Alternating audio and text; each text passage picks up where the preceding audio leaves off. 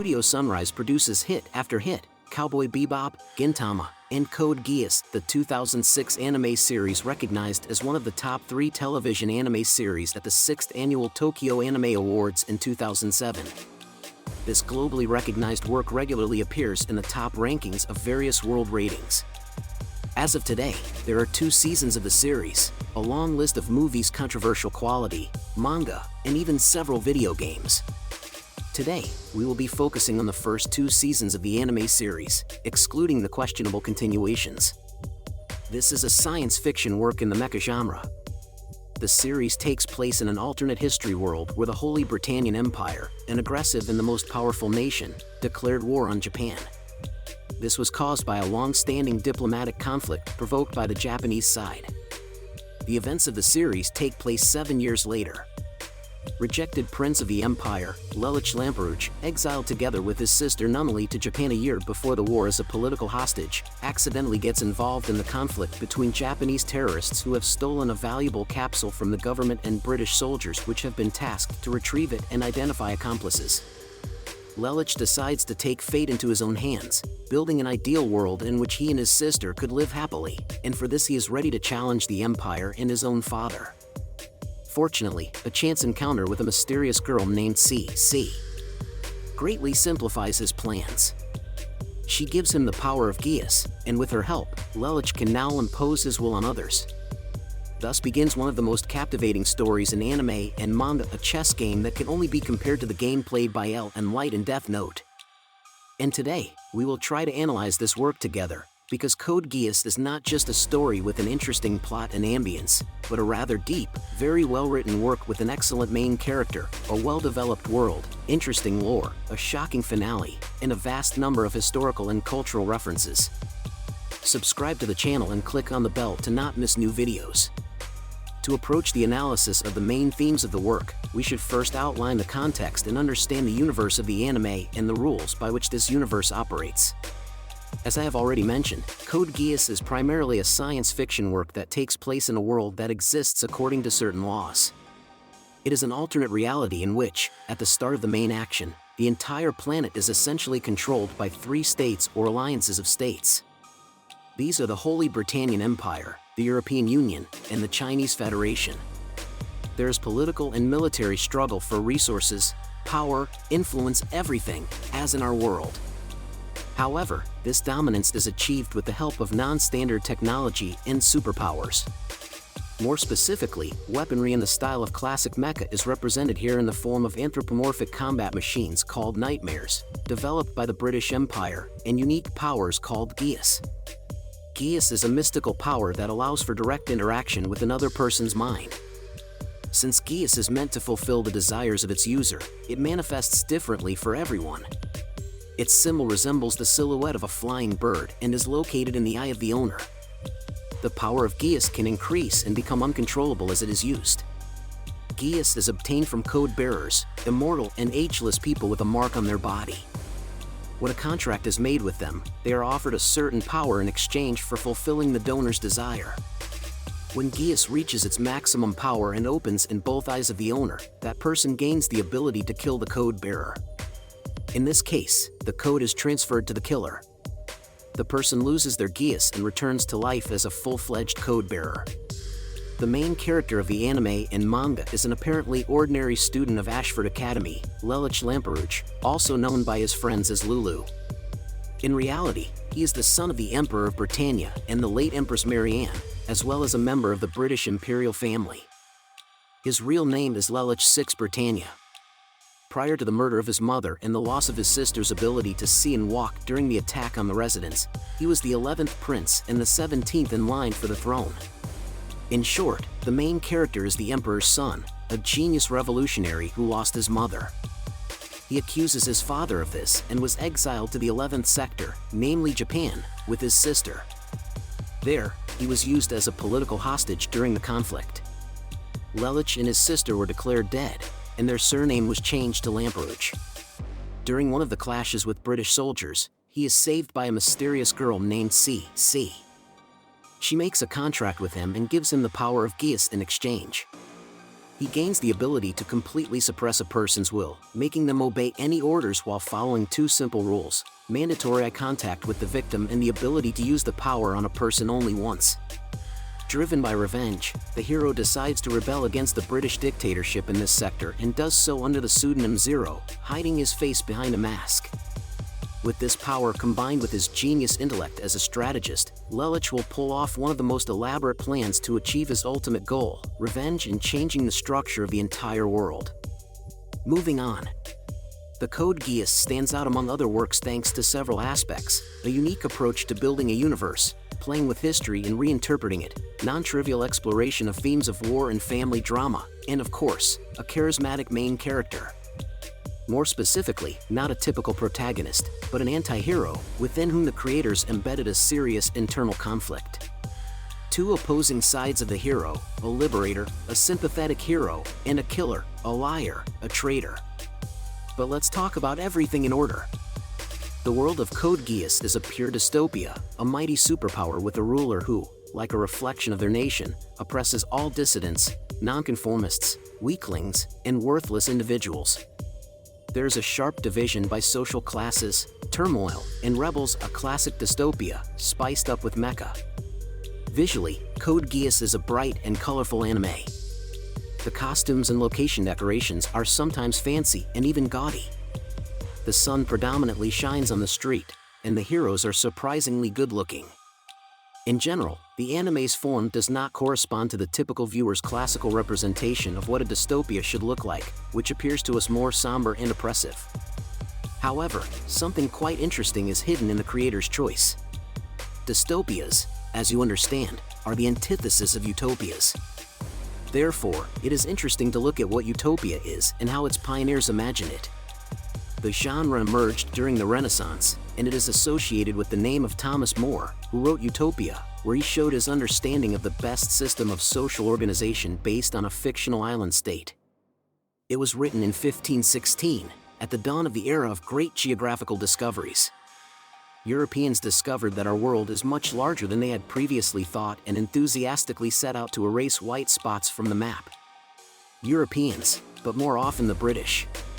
The British author More himself was a statesman who served at the court of King Henry VIII Tudor and saw flaws in the monarch's rule, as well as in the royal power in general.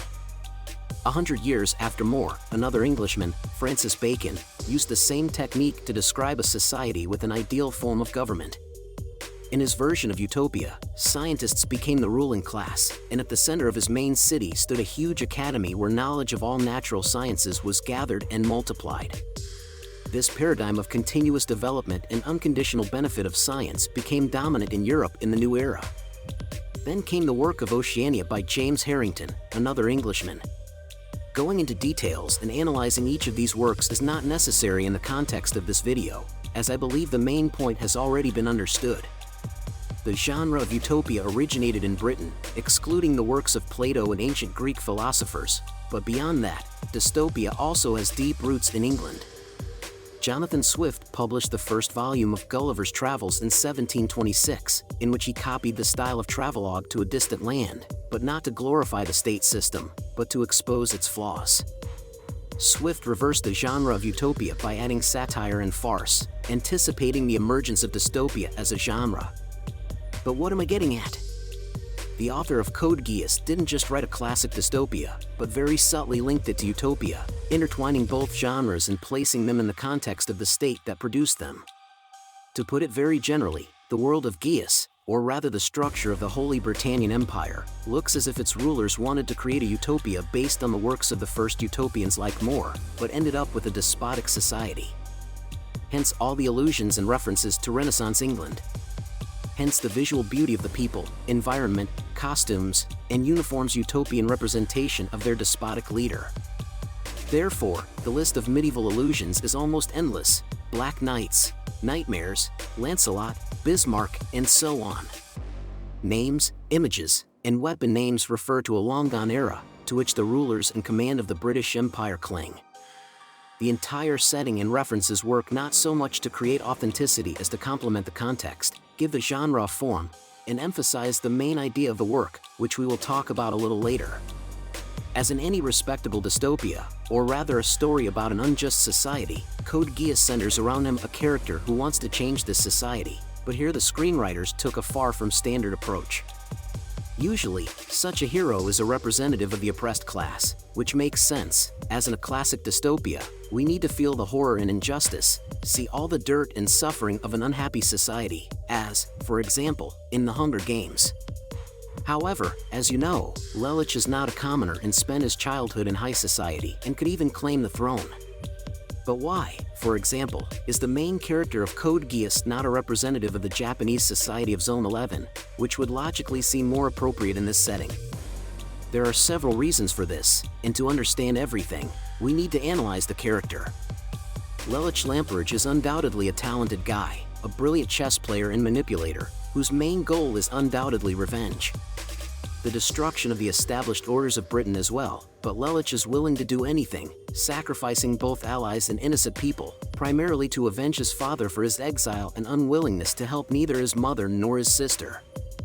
His actions, so often reminiscent of the deeds of another brilliant and sometimes evil character from the anime Death Note, make him an anti-hero, but an unusual one, a Shakespearean character. Code Geass is a classic Shakespearean tragedy, a family drama wrapped in the form of a science fiction dystopian work. Just look at the main features of such a tragedy. This type of tragedy represents a show of one person. This person comes from the elite layer of society and holds a high position, often one of royalty. Shakespearean tragic heroes are kings, princes, or military generals who are very important to their subjects. This person is outstanding, but not without flaws, the main character capable of both good and evil. Such an anti-hero is given the opportunity to redeem their sins, but they go to meet their fate. Such a story always leads to death. The hero is such an important person that their death in Shakespeare's tragedy causes full-scale disorders and chaos throughout the country. When Hamlet avenges his father's death, he not only kills his uncle but also invites his own death. Evil is represented in Shakespeare's tragedies in such a way that its existence is an indispensable and eternal thing. Evil is necessary for the world to exist. But as a result of a fatal mistake, Lelouch is subject to inevitable death. The external conflict in such stories causes an inevitable internal conflict within the consciousness of the tragic hero. Each Shakespearean tragic hero in the play faces an external conflict that must be resolved. Hamlet, for example, faces an external conflict in the form of his uncle Claudius. He must seek revenge, but due to his uncle's cunning, he cannot bring his idea to life. Doesn't it sound familiar? Supernatural elements are also one of the key aspects of Shakespearean tragedy. They play an important role in creating an atmosphere of horror, surprise, and fear. Supernatural elements are usually used to advance the story and drive the plot. The ghost that Hamlet sees plays an important role in igniting the internal conflict, just as C. and Lelouch's Geass do for him. But you know what's even more surprising? Shakespeare's works. This is the work of an Englishman from the Renaissance era. Much falls into place, doesn't it? I believe that Lelouch is a tragic hero who, according to the rules of such stories, should be a descendant of a king and a representative of the highest society. His goals are not to overthrow the orders of the dystopia. No, that is much closer to the ideals of his friend Suzaku, who, by the way, comes from an oppressed people. No, Lelouch is driven by a more prosaic aspiration, which does not make the hero less interesting, but rather makes the story less banal. An imperfect protagonist is always a risk and a very difficult choice for screenwriters, since corresponding to Shakespeare himself when writing tragedies of this style is very difficult and requires titanic effort. The script of Code Geass, the character development, their stories, and motivations deserve exceptional praise. You just need to understand that we are dealing with a very non-standard work that unfolds in a new way if you keep in mind the powerful inspiration of the authors and correctly interpret the idea they based it on. And the idea is simple. Code Geass is a story about fate, the consequences of war, and the pernicious influence of the thirst for power and all its manifestations on a person, about human destinies, passions, and the bright future that is impossible without sacrifices on the path of the tragic hero, who is willing to sacrifice his life to break the circle of human hatred and vice. Moreover, the entire atmosphere and external attributes of the Middle Ages and the Renaissance also symbolize the past that humanity clings to in the world of Geass, and after Lelouch's sacrifice, when the world was finally transformed and the family conflict was resolved, as we see, society was finally able to move on and abandon the old traditions that looked strange and a little out of place at the beginning of the narrative. Please write in the comments what you think and whether you knew about these connections of this anime with the Renaissance era. Did you learn something new? And that's it. Thank you for watching, and see you in the next video.